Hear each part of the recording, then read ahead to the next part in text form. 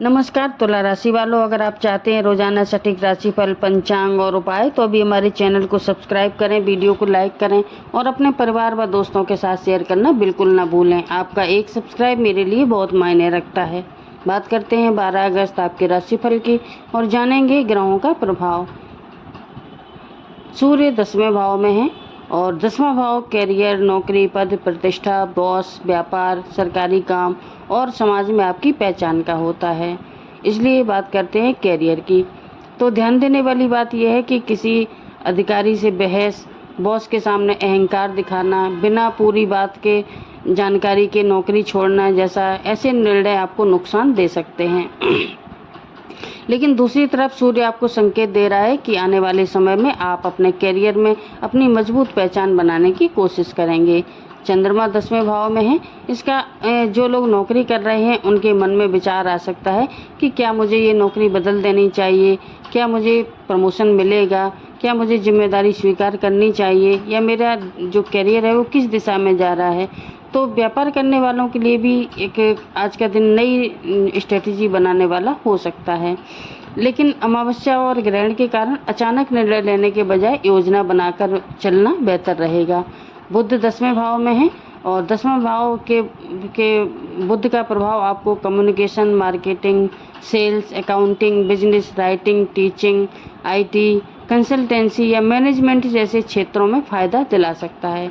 अगर आपका काम लोगों से बातचीत, ऑनलाइन काम, डिजिटल प्लेटफॉर्म, व्यापार या सलाह देने से जुड़ा है तो आने वाले समय में अच्छे अवसर बन सकते हैं।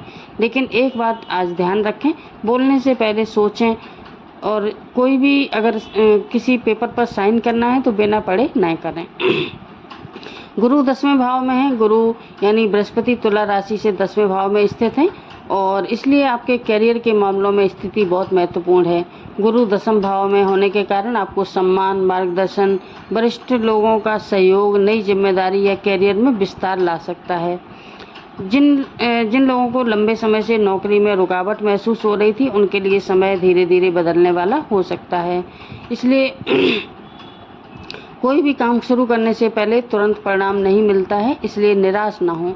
मंगल 9वें भाव में है। भाग्य, उच्च शिक्षा, विदेश यात्रा, लंबी दूरी की यात्रा, गुरु, धर्म और जीवन की दिशा से माना जाता है।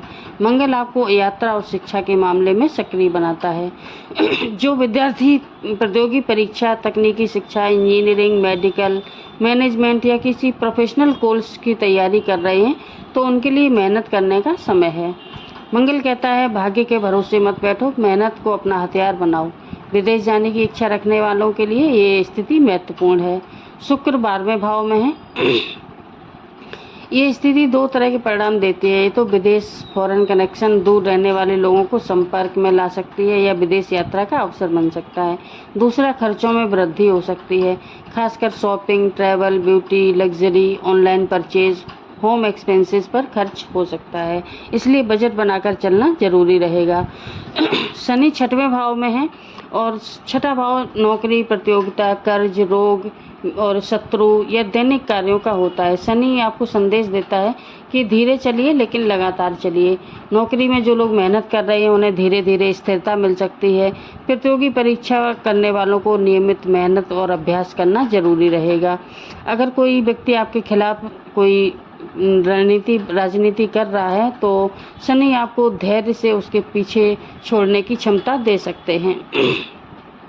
शनि का साफ नियम है, मेहनत का कोई विकल्प नहीं है, मेहनत बहुत ज़रूरी है।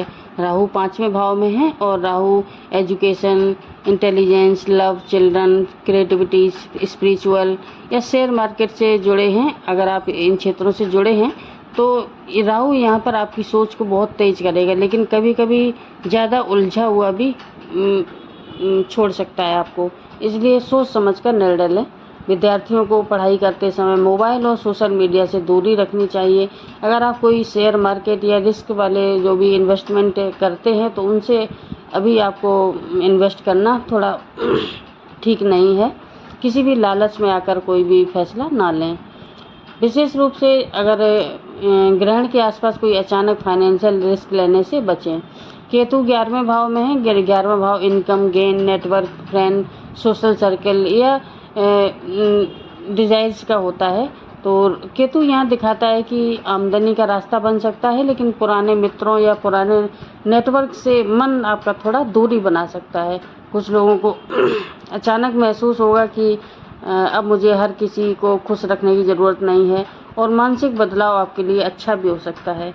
और अब बात करते हैं व्यापार और धन की। तो बिजनेस करने वालों के लिए आज का दिन थोड़ा महत्वपूर्ण रहेगा। बुध और गुरु दसम भाव में हैं, व्यापारिक निर्णयों में मदद कर सकते हैं।